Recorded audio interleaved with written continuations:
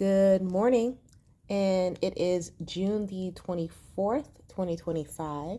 It is Mars sign Tuesday, and Mars is currently sitting in Virgo energy. We're experiencing a conjunction right now with the Sun in Cancer and also with Jupiter in Cancer. And then tomorrow we have a new moon in Cancer energy. It was only right that when I shuffled the Moonology Oracle card deck, because that's what we'll be using this week since we are in a heavy moon energy. Actually, I may be using this the entirety of Cancer season because Cancer is a zodiac that is ruled by the moon, which talks about your intuition, your nurturing, your caring, your emotions, your moon placements, your fourth house energy, your home. That talks about all of that energy, your solar plexus. We're bringing all that in here. And so it's only right.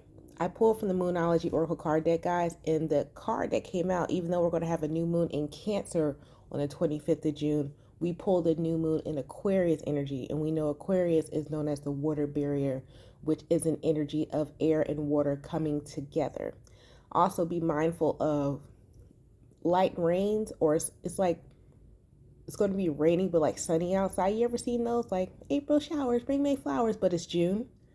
It's going to be like a spring rain, even though now we are in the midst of summer because we just had the summer solstice. You may see like, oh my goodness, you're walking down the street and then like water just hits you. Very light, unsuspecting rains happening.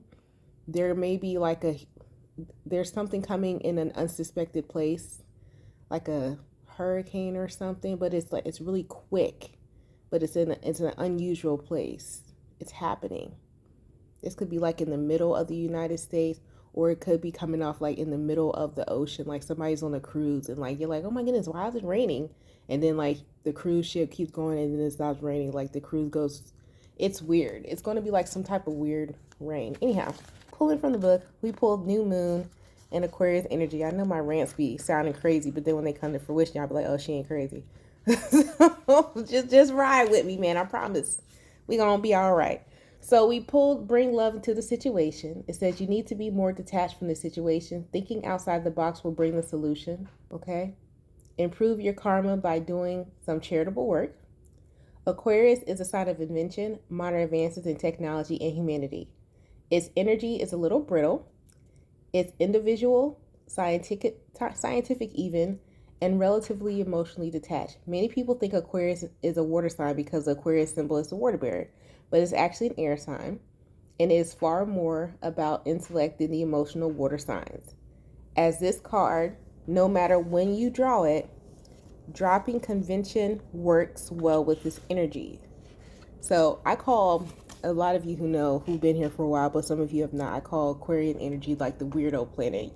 Uranus is the weirdo energy, weirdo planet. But I mean that in the best way possible. The only way you're really going to start loving your life, having like just feeling fulfillment, is by being your authentic self, the self who you are when no one else is watching, being that person outside of your house. And it's going to seem weird to other people, and let me say this. I think when people hear the word weirdo, they're thinking about the tie-dye, they're thinking about the hippie person. It don't always have to be that. You could be the person who is the very always put together person, and everybody else is like, why are you always like that? Why are you so, always together? Like, why are you so composed and poised? That you could be the weirdo in that situation. Weirdo doesn't always have to mean you have to be the eccentric, colorful one. You could be the really uptight one, and everyone else is like that in your environment. That is what I mean by weirdo. So don't always think, oh, well, I'm a weirdo because I'm wearing multiple colors and Crocs and everything like that. You could be the weirdo who's the very professional person in the room. That could make you the weirdo. Okay? Let's really define what weirdo means. Weirdo means the outcast in a particular situation, environment. It doesn't necessarily have to be defined by certain stereotypes. Okay? Because I think a lot of people get that mixed up. I get that all the time. They be like, oh, well, you're supposed to be so eccentric and da-da-da-da-da. Just because I'm tapped in don't mean I'm not professional. Doesn't mean I'm not poised. Doesn't mean I don't have manners. Doesn't mean I don't have good etiquette. That doesn't mean that. People need to open up. You got to open up your mind, man. Open up your mind, 1970s pimp. Open up your mind, man. For those of you who don't know, I am obsessed with the pimp named Slickback. A pimp named Slickback. Pimp name Slick the song. Anyhow, but be the weirdo for your. Be the weirdo. Be the weirdo. Be what people don't expect you to be when they meet you. Be that. And they be like, oh, I didn't expect you to be. I thought you were going to be walking around with colorful dreadlocks. And no, honey. No. Yes, be your true authentic self. You don't have to walk around. I mean, if you want to walk around with the colorful dreadlocks and all that, that's cool. That's cool. But then you just fit into a stereotype that you're not really comfortable with.